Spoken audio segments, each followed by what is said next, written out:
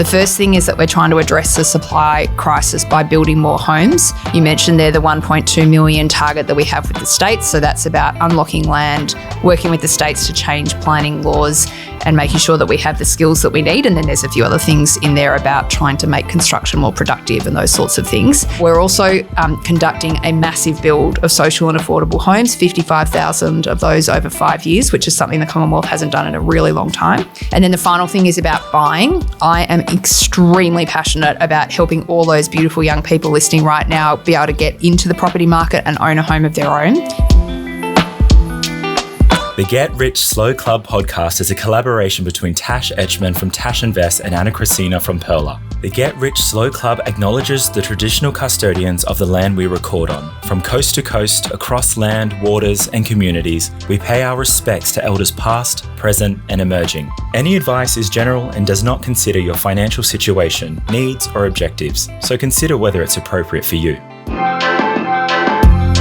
Welcome to the Get Rich Slow Club podcast, where we take you from beginner to confident investor, where we can teach you everything you need to know about investing. So come get rich slow with us.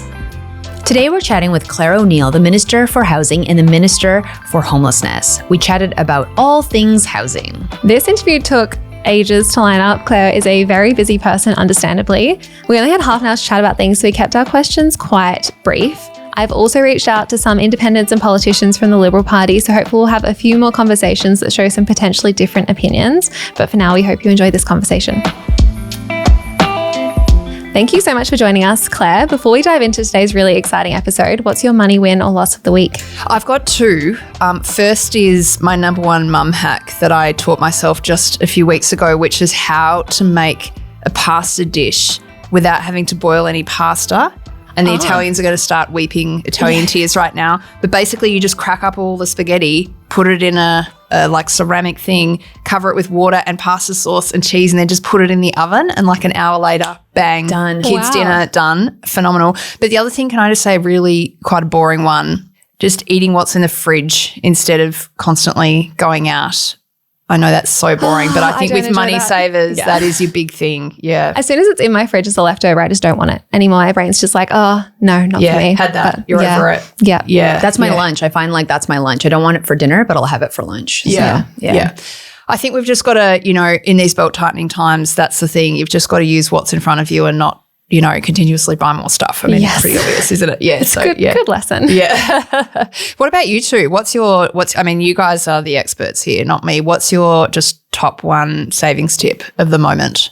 At the moment, I'm been loving gift cards at the moment, like when you get them 10% off or when you can get bonus frequent flyer points. That's my best savings tip. Yeah. What's yours? How about you, Anna? Oh, very hard. Sorry. What's my number one tip? You thought you were doing the interview of me. Yeah. No. You put me on.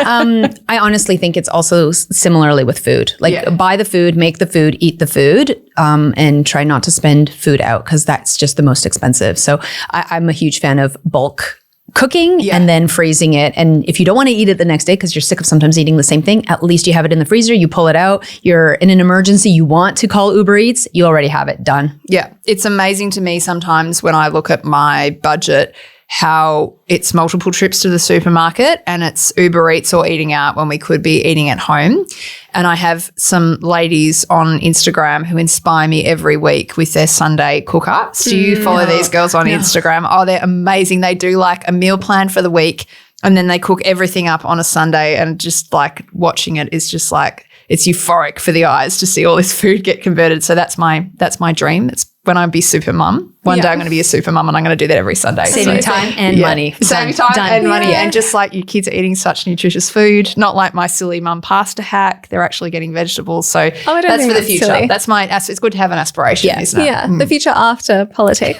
You have a really interesting journey. How did you get into politics and why did you even want to be here? Yeah, well, I've always been interested in politics and I grew up in a very political family, but they weren't party political. It was more like we always were talking about politics, about our country and really, what Australia was and what we wanted our country to be. And it was kind of always assumed that my brother and I would be doing something about that, trying to help people. And I've always been raised to believe that our country is sort of grounded in egalitarianism and fairness, But I also, as a teenager, realised that for a lot of people growing up in Australia, that's not their life experience. And I was just really angry about that. So I resolved to do something about it. I joined the Labor Party when I was 16, never in a million years thought that I would end up as a member of parliament. Like, it wasn't even part of my consciousness that that would be an option for me. I just wanted to help and wanted to do something meaningful. And so that sort of motivation still is what drives me today. I think about what I want to achieve in politics. I want a child growing up in the most disadvantaged household in my electorate to have the same life chances as kids who are growing up with everything that they need. And that's a massive lifelong journey that I'm going on here. And I'm trying to do the right thing every day. Yeah. I love that. And you were, was it mayor or something at 23, which is pretty wild? Yes, I went from not imagining myself in politics to actually being an elected person in politics within quite a short time frame. So, yeah, I guess, we've probably got quite a few young people listening, and I really believe in getting active in your youth, not waiting until you've finished your studies to kind of engage with your professional life, but really starting young. And when I was young, we had a lot of issues with our council, and I lived in a reasonably sort of a community that deserved good local government, and they weren't getting it. So I put my hand up and then became the mayor of my local community as well. So, yeah, it was an incredibly amazing experience to represent the people that I lived around and to try to make them proud, proud of their area, represent them as best I could. And it was a phenomenal experience. So that sort of really taught me, like, politics is everything I want it to be. It is, in my view, the best and fastest way to change the lives of people that you care about. It does come with a lot of downsides, and lots of people listening are probably thinking, God, politics looks shit. And sometimes it is shit. Yes. But you get to make so much difference every day, and that's what keeps me really fired up and motivated. Yeah, I love the passion. It's so easy to get a little bit jaded when you see what's happening in the rest of the world at the moment. So it's great to be excited about it and be like, wow, I can make a difference. Yeah, I really think I get it, because, of course, I care so deeply about the world and I care deeply about my country. And when things aren't going perfectly, I worry a lot. But you can turn away and live a private life that doesn't concern the well-being of the community. But that's just not what I want to do. I want to, let in all the bad and understand it all and confront it and deal with it every day, because that's how I can make a difference to people. So it's an amazing thing. Politics, I know it gets a bit of a bad rap around the traps, but I'm telling you, to change the lives of people, you cannot find a way to do that faster and on a bigger scale than working in politics. Well, I am inspired. Yeah. Well, you guys are doing something very important too. I really want to say that. I'm a huge fan of what you're doing here, translating something that can be so impenetrable and complicated and putting it in a way that empowers people to learn about their own, empower themselves. I think it's the coolest. I think it's really good. Thank you. Love your work. Well, the thing is, money and politics go hand in hand. So if you're not learning about politics, you're not going to be able to have an impact on your own monetary life, right?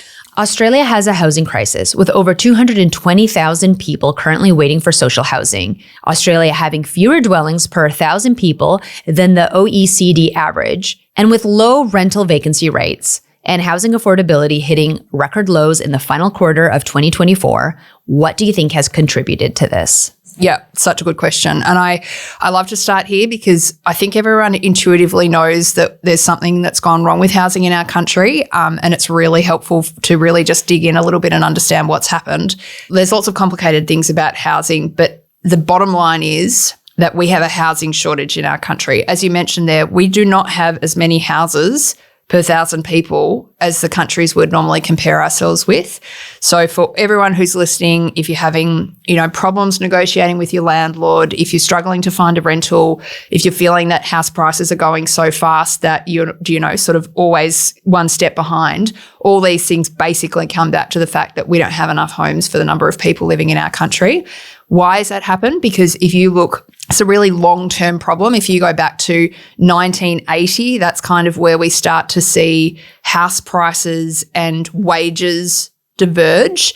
and they diverge and they diverge and they diverge. And then, 45 years later, as we are here, we've got average house prices in Australia about 8 times the average incomes, not affordable, and all these issues in the rental market. So bottom line, we haven't been building enough houses in our country for 40 years. The consequence of that is all these problems people are having in their lives in housing, and our government's come to power at a moment and with a political desire to actually try to address this and make a difference to people. Fixing it is hard though, and I hope people listening understand that. We can't click our fingers and suddenly make hundreds of thousands of new homes appear in our country. It takes time and it's difficult, but we're on the way. Yeah, you've set the goal of building 1.2 million homes by the end of the decade. I've seen some criticism online that you're not on target for that. How are you going? So we've got a housing supply problem. Our government set a goal with the states to try to build 1.2 million homes over a 5-year period, which will make a difference basically to this supply problem that we have. It's going to be really hard to build 1.2 million homes over 5 years, but we need boldness and ambition here. If we don't set ourselves difficult targets, then nothing's going to change. So this 1.2 million is like a coalescing goal where the Prime Minister sat down with the states and the states exercise massive control over what happens in housing and basically set this shared target. So how are we going on the shared target? We definitely need to build more homes if we're going to get there. And so we're doing lots of work at the moment to try to improve the capacity of the construction industry. You quickly go from this high level, we've got a problem with housing, into the gritty detail of what will it take for our country to build more homes.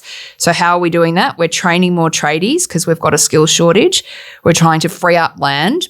We're trying to make planning schemes much more efficient, and we're trying to build more homes. That is, the government is trying to build much more social and affordable homes.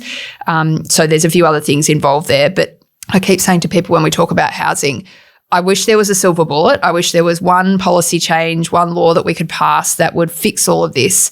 The reason that we've had such persistent problems with housing is because the fixing is in 25 different things the Commonwealth needs to do differently, 25 things the states need to do differently, and the same for local government.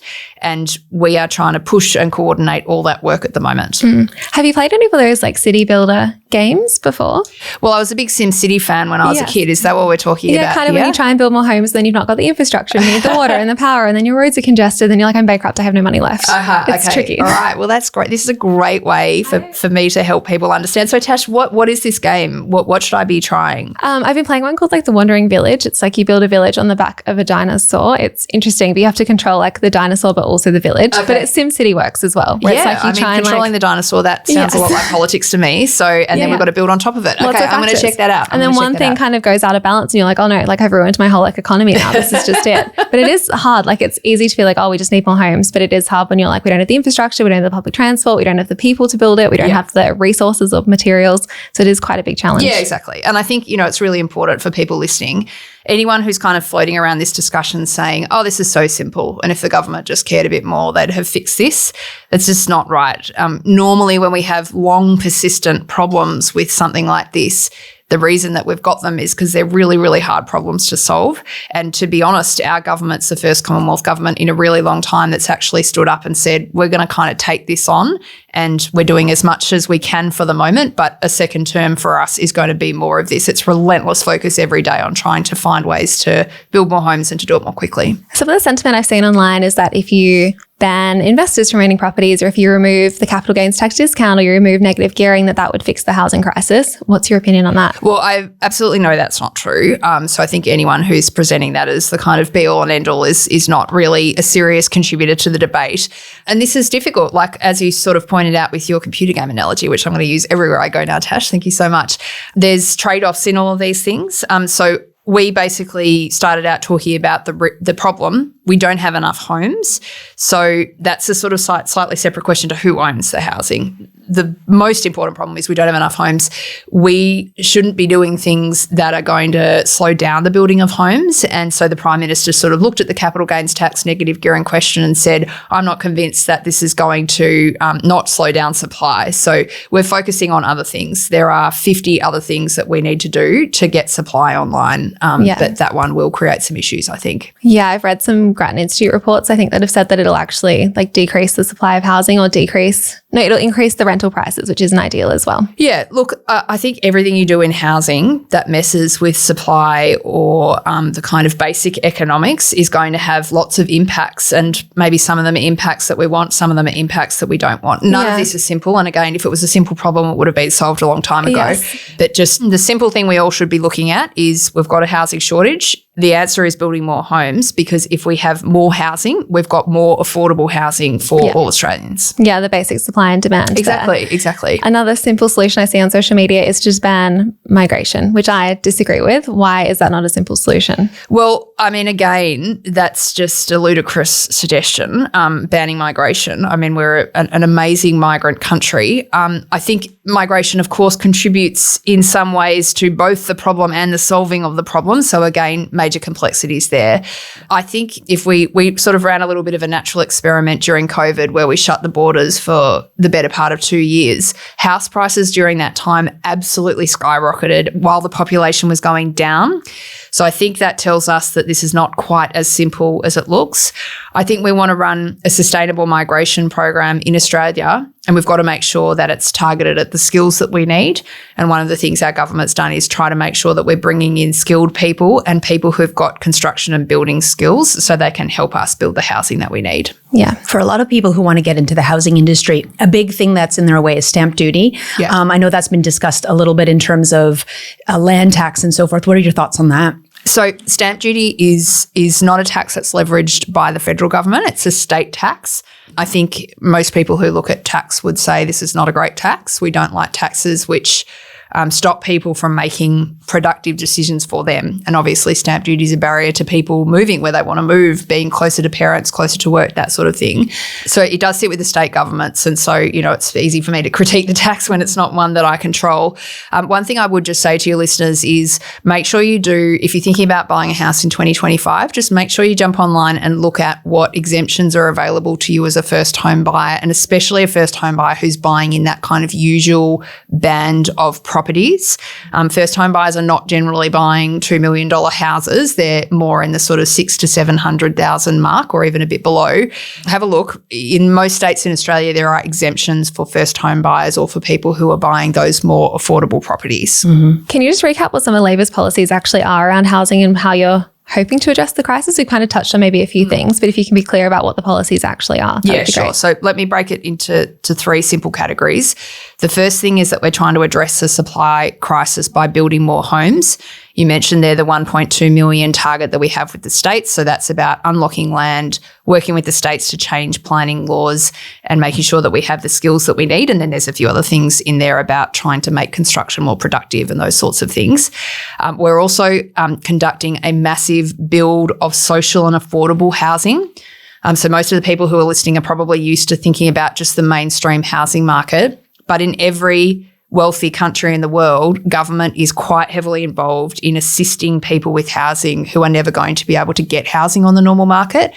So it's people who have got really acute problems like homelessness, or veterans who are returning from war having served their country, but also people who are like aged care workers who need to live in a suburb where there's lots of older people who are never going to be able to afford to live there. So we are conducting a massive build of social and affordable homes, 55,000 of those over 5 years, which is something the Commonwealth hasn't done in a really long time.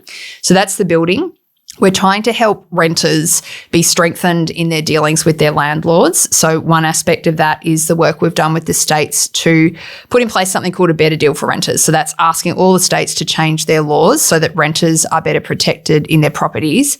And then we've also helped renters who are on the lowest incomes by a 45% increase in their rent assistance, which is a payment they get from government.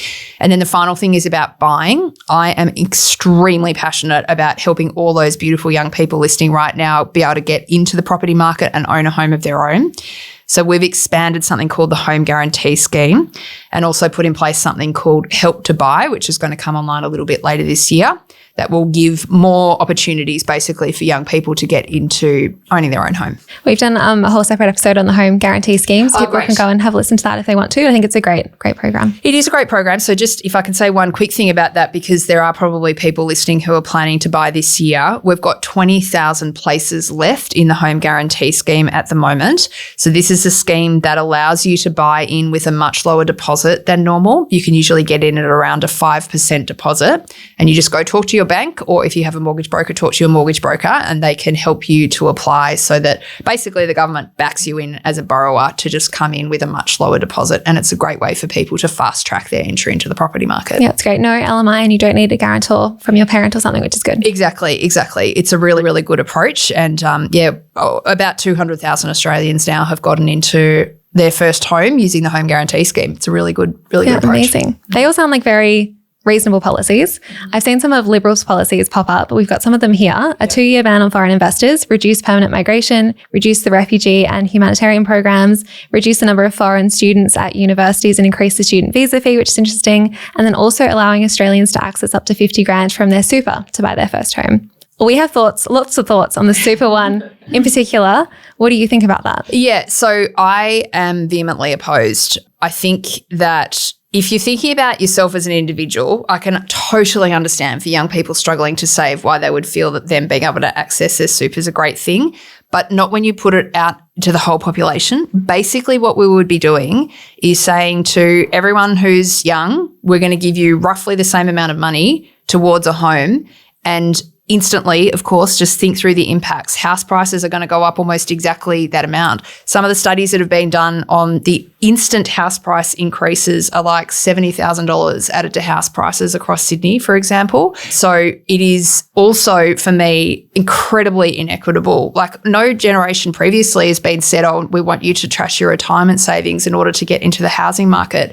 What we'd be saying to young people is, we're going to let you take this money out that you've saved, and we're basically going to facilitate a generation of young people giving their retirement savings to the older generation who own all the property wealth. Like, it's the exact opposite, basically, of what needs to happen. So I'm not the only one who says this because I'm a politician. No one believes me. Totally get it.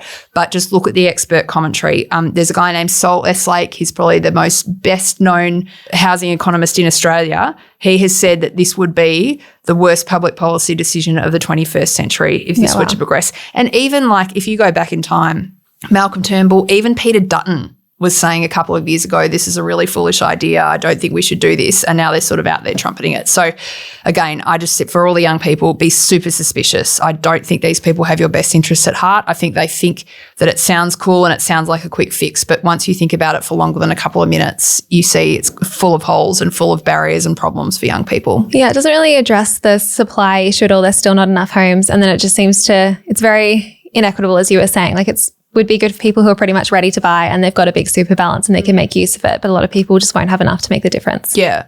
I think it's just going to stimulate an immediate increase to house prices around the amount that people are going to take out of their super. Like, we're just trashing their retirement savings and taking it all and giving it to this older generation.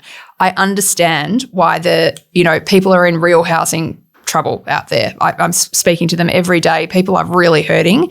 And I get that they're looking for an easy solve, but that's not it. Yeah. It kind of reminds me of like the COVID time and how housing prices were just soaring at that time. And this seems like a very similar thing that would happen. You pull money out, everyone's kind of buying at the same time. And for most young people, you might not even have 50K in your super. So all of a sudden you are now doing a short-term gain, trying to get into the housing market while impacting your retirement. And you can only take out 40% was the proposed amount as well. So you need like a lot of money. More, yeah. Yeah. So I get it. I understand why there's a generation of young people. This situation is really unfair for young people. Let's just call it for what it is. It's not fair. And I understand why there's a huge amount of agitation. What I would just say to young people who are listening, who are thinking about this, is do some research. Like, you guys are talking a lot about the home guarantee scheme and other things. I'm not denying it's very, very difficult to buy a home in Australia right now. There's no question about that. But the state governments and the Commonwealth both are trying to help young first home buyers. Have a research. Look at what's available in your state. There's often first home buyer grants, stamp duty exemptions. You've got the home guarantee scheme from the Commonwealth. You'll soon have Help to Buy come online, which is this shared equity scheme where the government kind of comes in as the bank of mum and dad. So there are these options available to you. A lot of local resistance around not in my backyard, the NIMBY movement, kind of kills some of the policies that kind of come into place in terms of development. How do you see that working with housing and building housing where we need it? Yeah, no question. One of the top 2 or 3 barriers to us building the housing we need in Australia is planning schemes. Planning schemes that have been built up over a long period of time to try to protect existing landowners, but in a country where we've got this generation of young people who are so worried about housing for very good reason, we just can't have this continue. So we do need to make sure that those planning schemes are adjusted so that they allow more development. And one thing I would say is I've been involved in, these sorts of issues for a long time. I've never seen a political environment where people are so open and understanding about what's going on, even though we're having the same problems. Of course, we're having those problems of people not wanting, medium or high density development near them. There is a real voice coming out that's saying, wait a sec, if we keep that attitude up, none of our kids are going to be able to afford a home, or they're not going to be able to afford a home anywhere near where we live. So I think the politics is a lot better than it was. But yeah, this is a real issue, and state governments have got to be strong and tough about the changes they're trying to make. And I think we, as young people, you guys are young, I'm not so young, but we as advocates of young people trying to get into a better housing spot, we need to support our state governments when they try to make these big, bold moves, because it has to happen if we're going to build more housing around the country. Yeah, because a lot of talk around we should build up as opposed to out. That's been an infrastructure thing if we're building out. And so there's challenges that have to kind of be aligned with policy, with development and so forth. Yeah. So what are some, when you look at whether you should build up or out, what are some of your thoughts on that as well? Because there's costs around that as well. Yeah, exactly. So we need to do both is a simple answer. And there are some people who would prefer to live in an apartment in an incredible area that's got public libraries and schools and walking distance to coffee shops and all that sort of thing. And then there are other people who would give much greater value to having more land but living much further away from where they work and those sorts of things. We have a housing problem in our country that's so deep and severe that we need to do all the things all at the same time. And so that means building up in our middle ring suburbs. We're in Melbourne right now, so thinking about those middle ring suburbs around the city, but we do need to continue to develop greenfield sites for families where that's going to be the appropriate thing for them. Yeah. There's a lot of tension between viewing housing as a human right and also an investment. Where do you sit on that? Look, honestly, Tash, I don't spend a lot of time thinking about it in those terms, because what I know is that we've got a massive housing shortfall in our country, and the only way out of it is to build more homes. So, yeah, thinking about it in such binary terms, it doesn't necessarily help me trying to make public policy. I would rarely confront a problem which is that sort of simple of how you see it. Of course, housing is a human right. Of course, we also have a lot of Australians building property wealth. I don't think those things are entirely at odds when you understand that the basic problem in the country is that we need more housing, and having investors in the housing market is helping us build more homes. You have inspired me to answer questions on social media a bit better now. I love this. Stop asking me one or the other. I like this. It's not binary. Yeah. Yeah. Well, in a lot of cases it isn't, right? We talk about building wealth here, and we talk about how you can build wealth, whether it's property or investing and so forth. And all of those are interrelated. But then the flip side is we do want to have a better society, a better community, a better country where everyone has access to the same opportunities, right? So it's a bit of it's not one or the other, really. Yeah, and I do think that a lot of people are still it's not sinking in yet that the problem is we don't have enough houses. When you come back to that simple principle, and that is irrefutably the truth when you look at the facts, I think some of these questions become a little bit easier to answer. If our ultimate goal is to build more housing more quickly, the public policy answer is quite clear. That being said, we need to build more social and affordable homes, and that's something that our Labor government and me personally are extremely invested in. You guys are talking to young people who are getting into investing. I spend a lot of my time with people who have had life-altering, terrible things happen to them, and they end up homeless. Nothing can change in their lives until they have stable housing. And for a long time, the Commonwealth government's just sort of stepped back and said, we're not going to get into that game. We've had a really different view. We have a chronic shortage of social, public and affordable housing in our country, and we're really working hard at the moment to try to address that. I would love to talk for ages, but I think we're almost out of time. Do you have any final words of wisdom, words of inspiration for people who are really struggling at the moment and really want to get into their first home? Look, I think I just come back to this is a fantastic goal. It's really tough right now. No one is going to deny that, especially me. I'm talking to young people all the time who are so angry, and I really get their anger. If I was in their position, we thought we had a housing crisis when I was in my 20s. It's very different today to what it was then.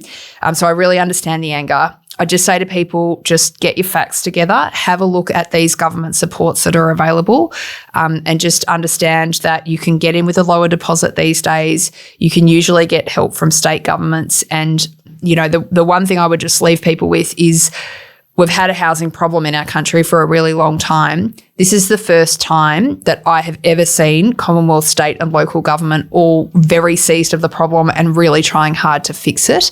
For most of this period that I've been an adult, people have been sort of worried about housing and the politicians haven't really been listening or doing anything about it. That really has changed. It's just that it takes some time for us to make the kind of difference that we're trying to make here. Yeah, it takes some time to build 1.2 million houses. It does. Yes. At least 5 years. Yeah. Thank you so much for joining us. This has been really great. Oh, it's been so great to talk, guys. I really appreciate it, and strength to your arm. Love the work you're doing. Yeah, thank you. Thanks. Thanks so much for joining us. If you found this episode helpful, please rate us 5 stars, write a review, or share with a friend. If you're new to investing, make sure to listen to our first 10 episodes. Follow us at Get Rich Slow Club or Tash at Tash Invest, or me at Ana Christina. This show was brought to you by Natasha Etchman, who is an authorised representative 1299881 of Guideway Financial Services, AFSL 420367, and Perla, who is an authorised representative 1281540 of Sanlam Private Wealth, AFSL 337927. Knowledge is power, especially when it comes to investing. So make sure you check out our financial services guides and read the product disclosure statement and target market determination for any investments you're considering. See our show notes for more info.